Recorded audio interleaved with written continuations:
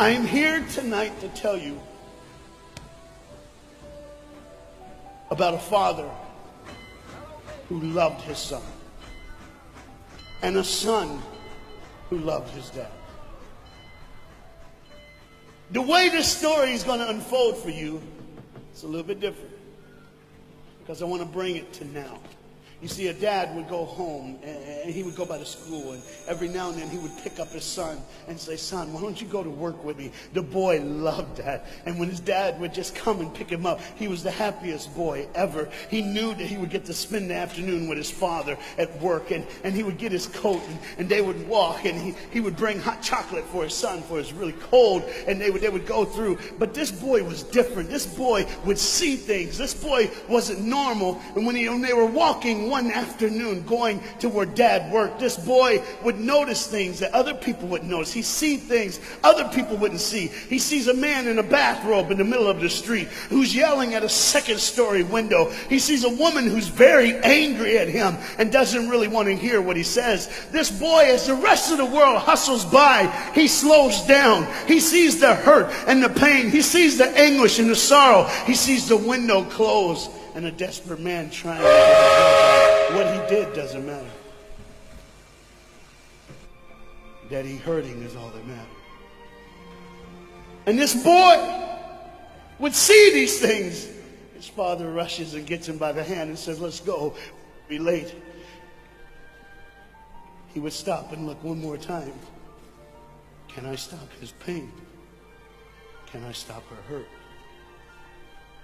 But the boy loved his father. They would go and they would catch the trolley. I think that's what you call it here. We call it a tram. Yeah, I don't know the words. But he would get on there with his dad, and the boy would just notice people. He would look. And that day, one particular, he noticed something as he got on the train. To explain something, as you can hear, there's a train coming, and I got to get through this before the train gets here. He saw a man, he saw a woman. He saw that the man seemed very happy and the woman seemed very sad, and he couldn't understand why they could be together and one be happy and the other be sad. He couldn't understand that, but the little boy knew that there was something wrong. He had this feeling, this instinct that was amazing, how he cared for other people, but he loved none other than his father. He knew his daddy loved him, and as he watched the world and their hurt and their pain, he knew that he would always have a father. But even notice this, I need you to understand as you hear this story and get involved in the life of this man and his son. I need you to notice that there's no mom. As they walked through the woods, the boy would say to his father, "Dad, what will I do when I grow up? What will I get to do? Will I get a cool job like yours? How will I work?" He said, "I don't know, but I want to change the world. I want to do something great. I want to do something wonderful. I want to help people. I want to do something that could change the lives of anyone. I just want to be that great. I just want to do something good." And as he walked with his dad would say, "Son, you will be great. You will be awesome. You will change the world. Your life is going to be incredible." But there was a train coming. There's always a train coming. The train is called life. We're all on the train of life, just riding. Whether we realize the truth or not, whether we realize what's happening or not, we're all on that same train tonight. Only God has saw it fit for us to be in the same room, in the same car, for such a time as this. When they get to the edge of the train track, he could see where his father worked. You see the bridge? That's what his dad did. You see, the bridge was very, very important. Boats needed to come to the harbor to get off their goods so they could make money. But trains were coming with people going from one town to the next. Not many cars in Europe, so they couldn't use a lot of that. So many people, not enough roads, so everybody used that train to get from the town to town to get to work and to get home. And one day the train was coming by. What you have to understand is that boy loved going to work with his dad. He would stay right by the river's edge, and he would do what he loved to do the most. Let me explain that. He loved to fish. Anybody like to fish here? All the guys go, The dad looks at his boy and he says, "Son, now remember the rules. You got to stay right here because I can see you from the window right here. Don't get out of the sight of this window because you got to stay there so I know you're safe. Catch you something good to eat." But as you can hear, the train is coming. The father's job was cool. If I wasn't a preacher, I wouldn't mind doing that. Get to work. Get grease on you. Even if you didn't have to, you just squirt it on you like you feel like you did something. That's what I would do. There was a boat coming in the harbor. Timing is very essential. I'll go ahead and give you the key. The key is this. There's always a light. Everybody say light. Say it again. One more time. There's a light that the train conductor needs to see. If that light is green, he can go. If it's red, he must stop. You see, God has given us road signs in our life that we must read. Lines that tell us to go and lines that tell us to stop. Whether we read those and believe them or not is up to us. That's why some of you have fallen and you cannot get up. But tonight, that's why I'm here. The boat needed to come through, so he called, and the man said, okay, I got time. It's a long time before the train should come. So he pulls the lever, as you just saw, and the big, huge steel bridge, the gears started turning. They started cranking the steam. All of a sudden, gears are moving, and that big, huge bridge is just starting to go up. As it rises higher and higher, he has to watch and make sure everything's set, everything's good, everything's fine. As he looks out the window, he can see everything, but the dad, being a good dad, keeps one eye on his work, but the other eye on his baby. One eye on the world, but the other eye on his children. You think God doesn't know where you are? He keeps one eye on his world and one eye on his child. No matter what you've done or where you've been, it's one eye on the world, but the other eye's on you. He's watched you and he's kept you. Even though your train is coming down the track, he understands that. And even though sometimes, I don't know, I'm going to get ahead of myself. See the red light? He didn't see it. So many times we don't see the red light. See, to just say the train was early. The boy can hear and see the steam. And he looks and says, Daddy, the train. Daddy, the train's early. Daddy, you got a daddy. Hey, Daddy, the train. Daddy, the train's coming. But the dad was looking at the gears, making sure he had enough oil, making sure there was enough steam to get the bridge back down for the train. And the boy knew one thing. Now listen, the boy knew that his dad one time showed him where the trigger was. It was a red lever. If he pulls it, the train bridge would collapse down fast and the train would be able to come across. All the boy knew was there were people on that train. There were people that needed to be saved. There were people that had, some of them just with their friends having a good time, like everything's fine. They did not know that the bridge was up. They did not know what was coming. They're just living their life like you and me, just going down the road, just being our own thing, doing our own thing. And the dad all of a sudden hears the train coming. He looks and then he said, oh, my son. He looks out and his boy's gone. He's like, oh my God, where's my son? Where's my son? He got up and he looks back just in time to see his son trying to save the day.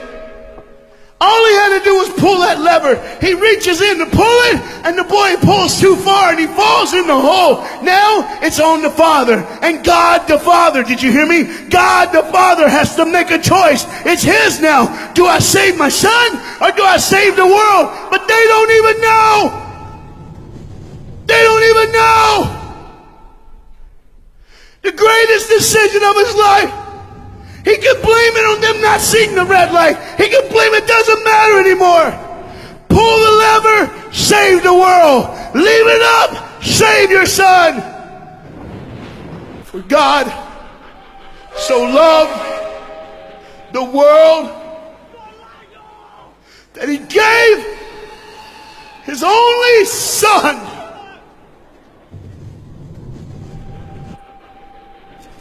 Whosoever believes in him will not perish. 3, 2, 1. Okay. And they didn't even know. They never would know. They didn't even know the train goes by. It's fine. Everything's cool. The bridge is down. Just like always. It's always going to be down. Are you hearing me tonight? He gave his only son. For God so loved the world that he gave. And you know what's amazing? I wonder what God did right when his son died on that cross. When he breathed his last breath. When he took that breath and he breathed and it was over. Here's what the Father would have looked like. They didn't even know, just trying to think of their life, just trying to figure out what they're going to do next. Just thinking about the person they're going to see, the people they're going to hang out with. Just trying to be, just loving, caring. Doesn't matter if you're blind. Doesn't matter if you're putting on a little more makeup, trying to look pretty for somebody, or just wearing another mask. It doesn't matter. God gave his son for you. What will I do when I grow up? Where will I go when I grow up? What can I change? And there was a girl in the bathroom on the train, liquefying her heroin to shoot up one more time. He died for her. He died for her. But in one moment, are you listening? In one moment, the Bible says everybody gets a chance. In one moment to see the look of the Father when he knows when you realize what he did for you, when you realize the sacrifice, when you realize he let his son die so that you can live, when you realize what he did, no matter what you're doing, no matter where you're at in this life, no matter what you're a part of, you gotta stop. You gotta stop. Even if it's for 1 second, and think, my God, he did it for me.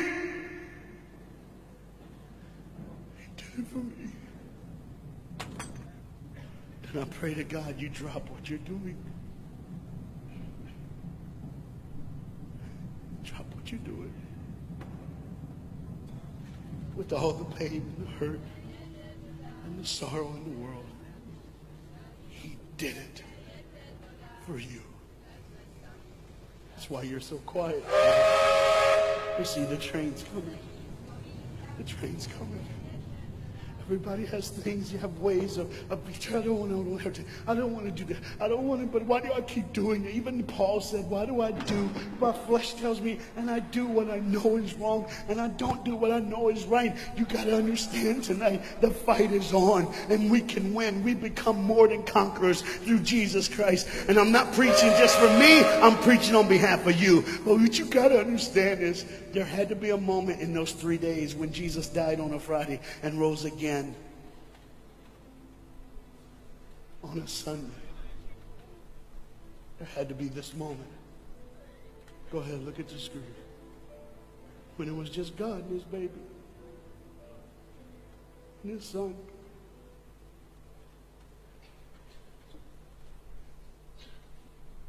Every sin that's ever been committed in this earth is rolling through your mind right now. I'm here to tell you that as the sun sets in the afternoon, the sun will rise again. And when the sun rises again, you cannot change your past, but you can change your future. You see, it's always a different day. One day someone lives, the next day they die, the next day you wake up and you're still living. You're like, why am I going to live? Why does this have to be my turn? Why can't I? You can just preach. I could have stopped, but I need you to see the whole picture here.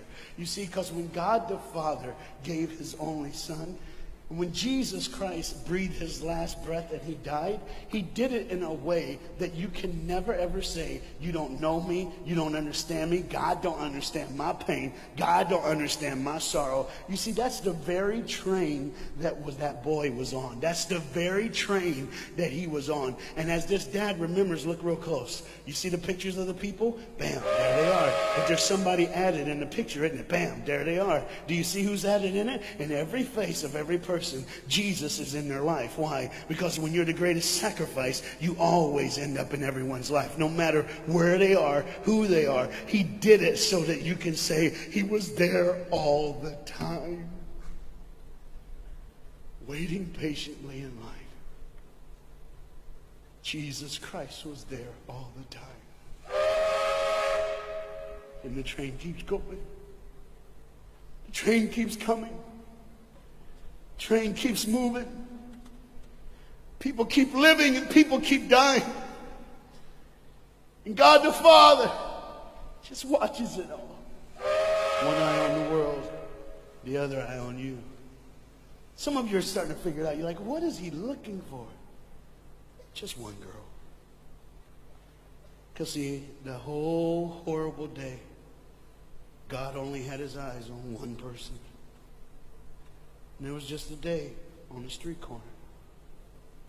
When he walked by, he saw a girl with a babe. And she saw him. Do you get it? Old things are passed away. Behold, all things become new. He did it so that we can live. No matter what the sin, no matter what the pain, no matter what the sorrow, the sacrifice was perfect. It was perfect. And it was for you. And God the Father watches it all unfold. And all he can say